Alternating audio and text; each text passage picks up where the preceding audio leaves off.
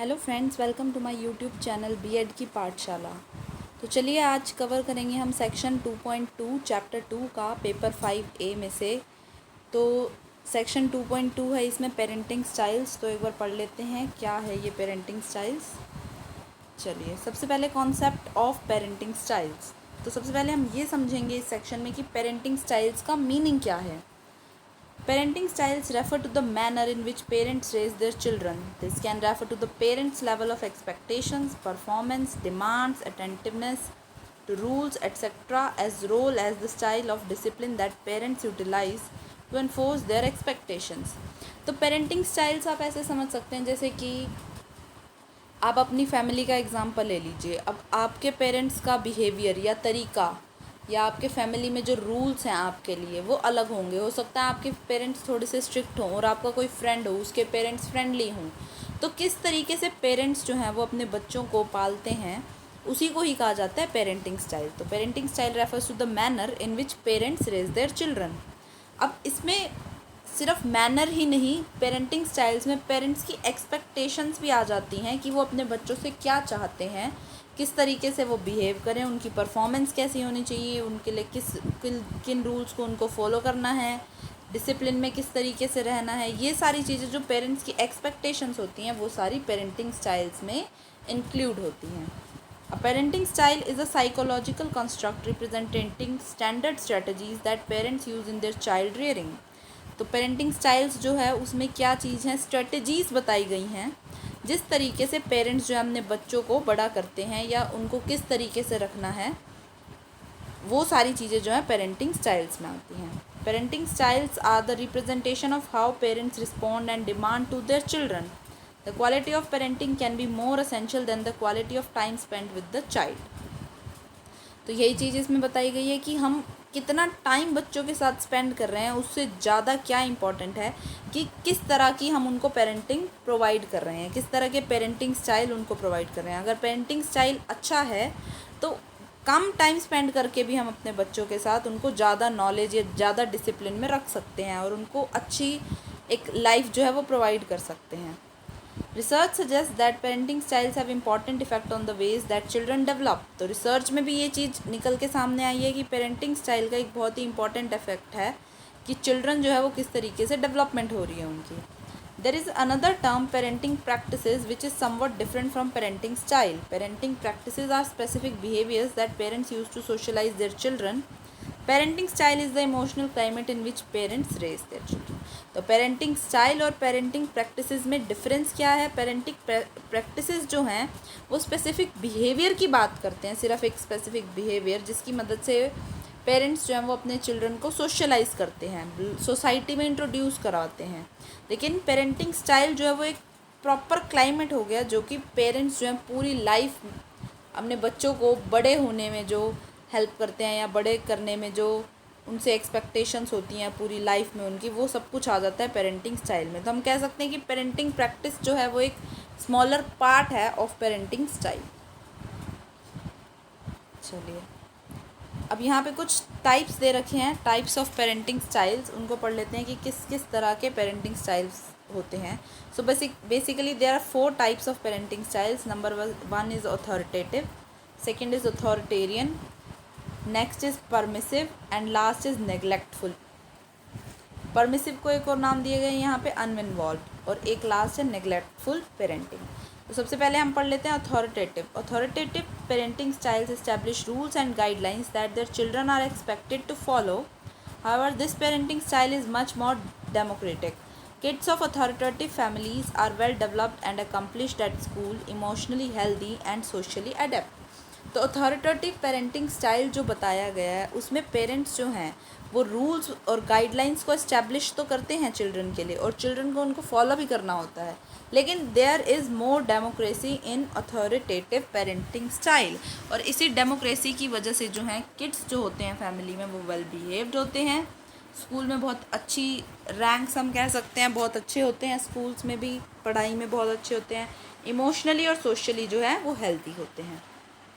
तो authoritative parenting styles में हम कह सकते हैं कि ये बहुत फ्रेंडली भी है, पेरेंट्स जो हम अपने चिल्ड्रन के साथ फ्रेंडली भी रहते हैं और कुछ जो हैं रूल्स भी होते हैं। तो ये दोनों का मिक्सचर है, रूल्स का और डेमोक्रेटिक एक बिहेवियर का, ये मिक्सचर हम कह सकते हैं कि अथॉरिटेटिव पेरेंटिंग स्टाइल जो है वो है। Second is authoritarian parenting. Authoritarian parenting, also known as strict parenting, is characterized by parents who are demanding but responsive. Such parenting expects its order to be obeyed without caution or rely on punishment. अब authoritarian जो है वो authoritative से completely different है। इसमें authoritative में दोनों चीज़ों का कॉम्बिनेशन था, रूल्स का भी और डेमोक्रेटिक बिहेवियर का भी, मीन्स आज़ादी भी दी गई थी और रूल्स भी जो है उनको फॉलो करने के लिए कहा गया था। लेकिन अथॉरिटेरियन पेरेंटिंग में क्या होता है, सिर्फ स्ट्रिक्ट पेरेंटिंग होती है। इसमें सिर्फ बच्चों को अपने पेरेंट्स को ओबे करना होता है विदाउट एनी क्वेश्चनिंग, और अगर वो पनिशमेंट देते हैं उन पनिशमेंट को पूरा करना होता है, उनको मानना पड़ता है। तो ये जो अथॉरिटेरियन पेरेंटिंग है ये एक तरह से स्ट्रिक्ट पेरेंटिंग है। Third is permissive parenting. Rarely discipline their children because they behave relatively low expectations of maturity and self-control. Permissive parents are more responsive than they are demanding. They are non-traditional and lenient. अब permissive parenting जो है वो बिल्कुल ही ऐसी parenting है जिसमें parents जो हैं अपने बच्चों को कंट्रोल बिल्कुल भी नहीं करते. They behave like friends with their children. तो इसमें नॉन ट्रेडिशनल और लीनियंट होती है बहुत ही ज़्यादा. कुछ ट्रेडिशनल ऐसा नहीं होता इसमें कि रूल्स को फॉलो करना है. फ्रेंड्स, और जैसे फ्रेंड्स होते हैं हमारे वैसे ही पेरेंट्स जो है वो अपने बच्चों के साथ फ्रेंड्स की तरह रहते हैं. और डिसिप्लिन वगैरह या फिर कंट्रोल की बात, इसमें ज़्यादा कंट्रोल अपने चिल्ड्रन को नहीं किया जाता. बिल्कुल ही फ्री पेरेंटिंग हम इसको कह सकते हैं. And last one is neglectful parenting. Neglectful parenting is the most harmful parenting style. It is unlikely the other style. Such parents need assistance so that they can get back on track to have a healthy and communicative relationship with the family. They can be early helped through education by talking to the family doctor or going to a therapist for counselor. अब neglectful जैसे नाम से ही पता चल रहा है कि बिल्कुल neglect होते हैं इसमें चिल्ड्रन. इसमें बिल्कुल भी बच्चों पर ध्यान नहीं दिया जाता. neglectful parenting में बच्चों की तरफ बिल्कुल भी ध्यान नहीं दिया जाता और उन्हें नेगलेक्ट किया जाता है, और ये एक बहुत ही हार्मफुल पेरेंटिंग है. परमिसिव पेरेंटिंग जो थी उसमें बच्चों को रूल्स फॉलो नहीं करने थे, आज़ादी बहुत ज़्यादा थी, लीनियंट पेरेंटिंग थी वो. लेकिन फिर भी उस पेरेंटिंग में जो है वो पेरेंट्स जो है वो अपने चिल्ड्रन पर ध्यान दे रहे थे, उनको कम्प्लीटली सपोर्ट कर रहे थे. लेकिन नेगलेक्टफुल पेरेंटिंग को हम ऐसा कह सकते हैं कि इसमें बिल्कुल सपोर्ट नहीं है पेरेंट्स की, और बिल्कुल ध्यान ही नहीं दिया जा रहा. बच्चों को बिल्कुल अकेला छोड़ दिया जा रहा है कि कोई कम्युनिकेशन नहीं है पेरेंट्स और चिल्ड्रन के बीच में. तो इस तरह की जो पेरेंटिंग होती है बहुत ही हार्मफुल होती है, और इससे चिल्ड्रन की जो लाइफ पे है बहुत ज़्यादा बुरा असर पड़ सकता है. तो इसीलिए इस पेरेंटिंग को जो है हमें कम करने की कोशिश करना चाहिए, और अगर ज़रूरत पड़े तो we should visit a family doctor और अ थेरेपिस्ट या फिर काउंसलर, जो कि हमें एक तरीका बता सके कि किस तरीके से पेरेंट्स जो हैं वो अपने चिल्ड्रन के साथ अच्छे से अपना रिलेशनशिप जो है वो मेंटेन कर सकते हैं. चलिए आगे चलते हैं. Next is parental expectations. अब जैसे कि आप सभी को पता ही होगा घर में आपके पेरेंट्स की भी कुछ एक्सपेक्टेशंस होंगी आपसे कि आप अच्छा पढ़ें, फ्यूचर में कुछ बने. हर एक पेरेंट्स की अपने बच्चों से जो है वो एक्सपेक्टेशंस होती हैं. तो इसे ही कहा गया है parental expectations. The word expectation means a believe that someone will और शुड अचीव समथिंग. जैसा कि मैंने बताया आपके पेरेंट्स भी चाहते होंगे कि आप कुछ बनो, फ्यूचर में कुछ अच्छा करो. तो वही जो एक्सपेक्टेशन का वर्ड है वही मीनिंग है कि एक्सपेक्टेशन मीन्स अ बिलीफ, एक ऐसी बिलीफ कि someone should become something. An expectation is a belief about what might happen in the future. The word expectation comes from the Latin word expectationem meaning an awaiting. Parental expectation is defined as the conviction a parents hold in his or her child's future level of achievement. Parents' expectation may have effects on children's academic performance. अब parental expectation यही होती है कि अगर कोई parent अपने child के future के अचीवमेंट के बारे में कुछ सोच रहा है या कुछ उम्मीद कर रहा है तो उसे हम क्या कहेंगे, पेरेंटल एक्सपेक्टेशन. और पेरेंटल एक्सपेक्टेशन का चाइल्ड की एकेडमिक परफॉर्मेंस पे, उसकी स्टडीज़ पे, उसकी लाइफ पे बहुत ही ज़्यादा असर होता है. अब वो असर नेगेटिव भी हो सकता है और पॉजिटिव भी हो सकता है. कुछ पेरेंट्स जो हैं वो अपने बच्चों को फोर्स करते हैं कि नहीं, हाँ तुम्हें यही करना है फ्यूचर में, तो उसकी वजह से कई बार जो है बच्चों की लाइफ पे जो है वो नेगेटिव इफेक्ट पड़ता है, क्योंकि वो अपनी मर्जी से कुछ कर ही नहीं पाते। तो पेरेंटल एक्सपेक्टेशंस ज़रूरी नहीं है कि हर बार पॉजिटिव ही रिजल्ट दें। Somewhere they also give negative result, sometimes they gives negative results. Okay, next is parental expectation can be understood as a variety of parental behavior that directly or indirectly influence children's academic performances. Sagner pointed that it typically refers to the parents' desire or wishes regarding their children's future achievements defined as reflected in course grades, college attendances और highest level of schooling attained. तो वही चीज़ आ गई इसमें कि parents की जो expectations होती हैं या विशेज़ होती हैं कि उनका बच्चा जो है फ्यूचर में कुछ अचीव करे, उसके कोर्स के ग्रेड, स्कूल्स के ग्रेड, कॉलेजेस के ग्रेड्स जो हैं वो बहुत अच्छे हों, उसे ही पेरेंटल एक्सपेक्टेशंस कहा गया है। Parental expectation is directly related to the student's school performances. A study shows that parental expectations are generally associated with students' academic performances and play a critical role in children's academic success. तो अब जो भी academic performance होती है student की, उसी से ही associated होती हैं पेरेंटल एक्सपेक्टेशन, क्योंकि हर पेरेंट्स यही चाहते हैं कि उनके बच्चे जो हैं वो स्कूल में, कॉलेज में अच्छे ग्रेड्स लाएं, उनका फ्यूचर जो है बहुत अच्छा हो, डेवलपमेंट के रास्ते पे चलें, वो कोई बुरी संगत में ना पड़ जाएं। तो ये सारी चीज़ें जो हैं, ये जो डिज़ायर्स हैं, ये जो विशेज़ हैं पेरेंट्स की अपने चिल्ड्रन को लेकर, यही है पेरेंटल एक्सपेक्टेशन। और ऐसा नहीं है कि पेरेंटल एक्सपेक्टेशन ज़रूरी नहीं है, ये बहुत इंपॉर्टेंट है चिल्ड्रन की एकेडमिक सक्सेस में। इन्हीं की वजह से ही कई बार क्या मोस्टली इस एक्सपेक्टेशंस की वजह से ही जो है वो बच्चे अपनी लाइफ में अचीव कर पाते हैं। लेकिन कुछ केसेस ऐसे भी हो सकते हैं जहाँ पे पेरेंटल एक्सपेक्टेशंस जो है वो बहुत ज़्यादा हो जाती हैं और बच्चों को उसकी वजह से सफ़र भी करना पड़ता है। तो ये चीज़ ध्यान रखना जो है पेरेंट्स की जिम्मेदारी है कि किस तरीके से हम या कितना एक्सपेक्ट जो है पेरेंट्स अपने बच्चों से करें, ताकि उनको ये एक्सपेक्टेशंस एक बर्डन की तरह ना लगने लगे। Parental involvement mainly relates to modeling behaviors of parents that have proved to affect children's school outcomes and well-being by showing these types of behavior. The expectation of parents and their economic conditions influence the amount and quality of investment in schooling and returns. Parental satisfaction is determined by the children's future outcomes and return to the household. अब parents का involvement तो इन्होंने बता दिया कि parents का involvement जो है, उनकी एक्सपेक्टेशंस जो है बहुत ज़रूरी है कि बिहेवियर किस तरीके से हो चिल्ड्रन का उनकी एकेडमिक सक्सेस के लिए बहुत ज़रूरी है। लेकिन जो इनका आउटकम होता है, अगर इस चीज़ की वजह से, पेरेंटल एक्सपेक्टेशंस की वजह से जो फ्यूचर जो है चिल्ड्रन का अगर अच्छा होता है, बच्चों का फ्यूचर अच्छा होता है, उसका आउटकम्स बहुत अच्छा होता है, तो एक पेरेंटल सेटिस्फेक्शन जो है वो पेरेंट्स को मिलती है। और वो किससे डिटरमाइन होती है? Children's future outcomes. कैसा उनका फ्यूचर है, किस तरीके से वो अपनी लाइफ को अच्छा बना सके, उसी की मदद से जो है पेरेंट्स को सेटिस्फेक्शन मिलता है। एक तरह से उनकी एक्सपेक्टेशंस को उनको रिजल्ट मिलता है। Okay, next is transmission of parental expectations and values. अब उनका ट्रांसमिशन, पेरेंट्स के अंदर जो वैल्यूज़ हैं वो बच्चों में तो ट्रांसमिट होंगी। तो ये वही चीज़ है कि ट्रांसमिशन ऑफ पेरेंटल एक्सपेक्टेशन और वैल्यूज़ टू चिल्ड्रन, बच्चों के अंदर किस तरीके से वैल्यूज़ जो है या अपने पेरेंट्स की एक्सपेक्टेशंस हैं, ये ट्रांसमिट होती हैं, ट्रांसफ़र होती हैं। Transmission of values is defined as a bi-directional process involving parental influence on children and children's influence on their parents.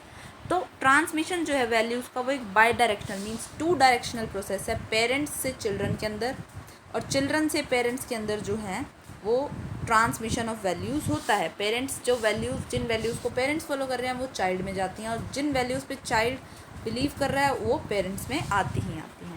Psychologists have traditionally believed that the transmission of values or standards of acceptable behavior is most effectively accomplished when children see those values and standards as self-generated or autonomously chosen rather than imposed by agents of socialization. तो एक study में भी ये पाया गया है कि transmission of values जो है, अगर पेरेंट्स से वैल्यूज़ जो हैं चिल्ड्रन में जाएंगी तो जो बच्चे हैं वो सिर्फ उन वैल्यूज़ को जब ही एक्सेप्ट करेंगे जब उनको ये ना लगे कि हमारे ऊपर ये वैल्यूज़ जो हैं या रूल्स जो हैं थोपे जा रहे हैं।